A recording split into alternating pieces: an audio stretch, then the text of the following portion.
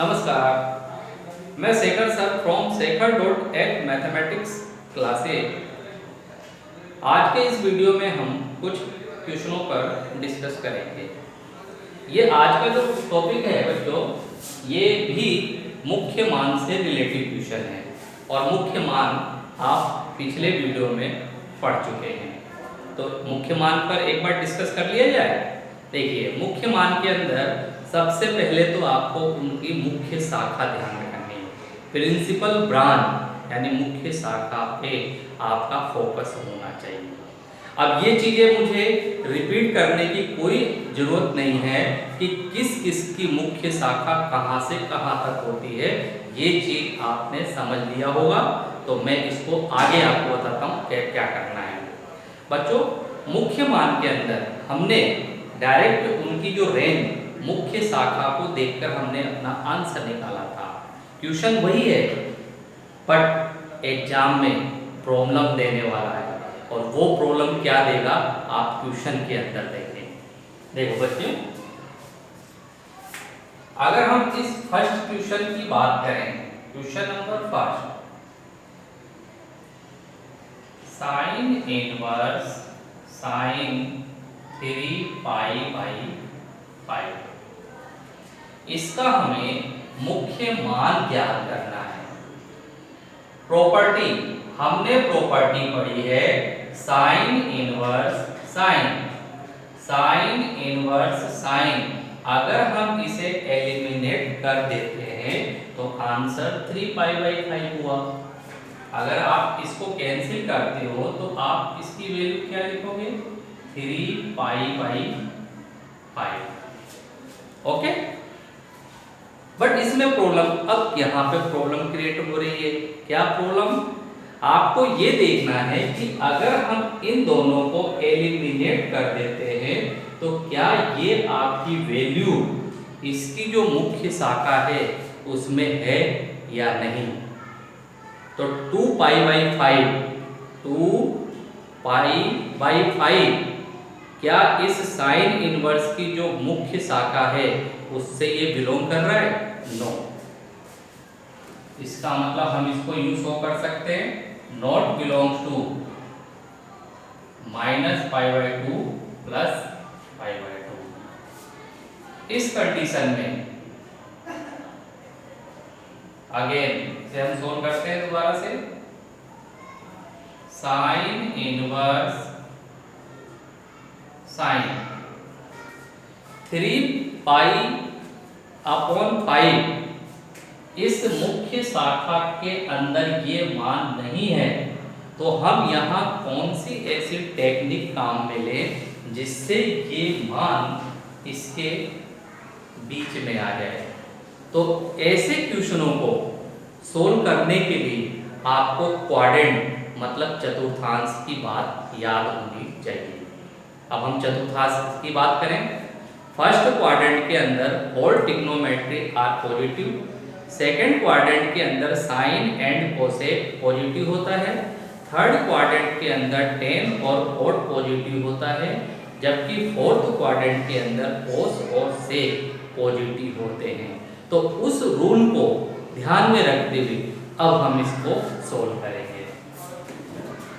देखिए, 3π/5 को मैं क्या लिख सकता हूँ? तो pi minus 2π/5।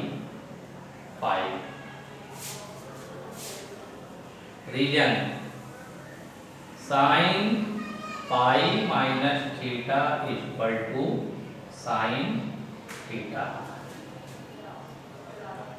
Sign inverse sine pi minus theta है, इसे हम लिखेंगे 2π/5। Property sine inverse sine x equal to x। आपने ये मेथड यहाँ अप्लाई किया था, sine inverse sine x equal to x, लेकिन ये मान इसकी मुख्य शाखा के अंदर नहीं है, इसलिए हमने इसको इस कंडीशन में छोड़ते हुए अब हम इसका आंसर बताएंगे। साइन इनवर्स साइन एलिमिनेट करने पर 2π/5 बिलोंग्स टू, इसकी मुख्य शाखा लिखना है आपको यहाँ पे -π/2 से +π/2। क्लियर होगी बात? ये क्वेश्चन, आज के इस क्वेश्चन को एक्सप्लेन करने का मेरा क्या रीजन था बच्चों, ये है मेरा मतलब, आपको ये ट्रिक पता है कि sin inverse sin x = x होता है, तो ये आंसर हम लिख देते हैं, लेकिन कई बार एग्जाम में ये नंबर आपके गायब हो जाएंगे। आप इस आंसर को ये चेक कर ले कि क्या ये आंसर इसकी मुख्य शाखा में है या नहीं। अगर नहीं है तो आप उसको क्वाड्रेंट यानी चतुर्थांशों में तोड़कर फिर आप उसकी एग्जैक्ट वैल्यू निकालोगे। तो 2π/5 आप चेक कर सकते हो, ये मान इसके बीच में है। क्वेश्चन नंबर 1 कंप्लीट हुआ। Question number 2, cos 13π/6। cos inverse cos x = x 13π/6। अगर मैं इन दोनों को एलिमिनेट करके ये आंसर लिखूं तो आप इसका मुख्य शाखा देखें, और इसकी मुख्य शाखा cos की होती है 0 से π। 13π/6 नॉट बिलोंग टू 0 to π, यानी 13π/6 जो है उस cos इनवर्स की जो मुख्य शाखा है उससे बिलोंग नहीं कर रहा है। तो फिर क्या करें, आप इसे क्वाड्रेंट में तोड़ेंगे। कैसे तोड़ेंगे देखिए आप। cos इनवर्स cos 13π/6, अगर मैं 6 से 13 को डिवाइड करूं तो 2 टाइम, फिर मैंने इसे लिखा 2π + π/6। 11th क्लास का टॉपिक चल रहा है ये। 13π/6 को हम 2π + π/6 लिख सकते हैं। इससे कौन सी प्रॉपर्टी हो गई, cos 2π + थीटा। 2π + थीटा मीन्स फर्स्ट क्वाड्रेंट, और फर्स्ट क्वाड्रेंट में ऑल ट्रिग्नोमेट्री आर पॉजिटिव, यानी सभी त्रिकोणमितीय फलन धनात्मक होते हैं। इस कंडीशन में मैंने इसे लिखा cos theta. cos inverse cos π/6 property फिर आ गई यहाँ पे, cos inverse cos x = x। दोनों को एलिमिनेट करने पर π/6 बिलोंग्स टू, इसकी मुख्य शाखा 0 से π। एक बार मैं और एक्सप्लेन कर देता हूँ। cos इनवर्स cos दोनों को एलिमिनेट करने पर 13π/6 आंसर हुआ, लेकिन हमने देखा कि ये आंसर इसकी मुख्य शाखा से बिलोंग नहीं कर रहा है, तो उस कंडीशन में हमने इसको इस तरीके से तोड़ा। 2π + π/6 को अगर सोल्व करोगे 13π/6, और हम जानते हैं cos 2π + थीटा cos थीटा। अब इन दोनों को एलिमिनेट करें तो π/6, और हमें दिख रहा है कि π/6 इसकी जो मुख्य शाखा है उससे बिलोंग कर रहा है। अगर आंसर यानी जो आपने मान निकाला है वो मुख्य शाखा से बिलोंग करे तो करेक्ट आंसर, अदरवाइज आपका आंसर गलत हो जाएगा। एक क्वेश्चन और है, 3rd नंबर।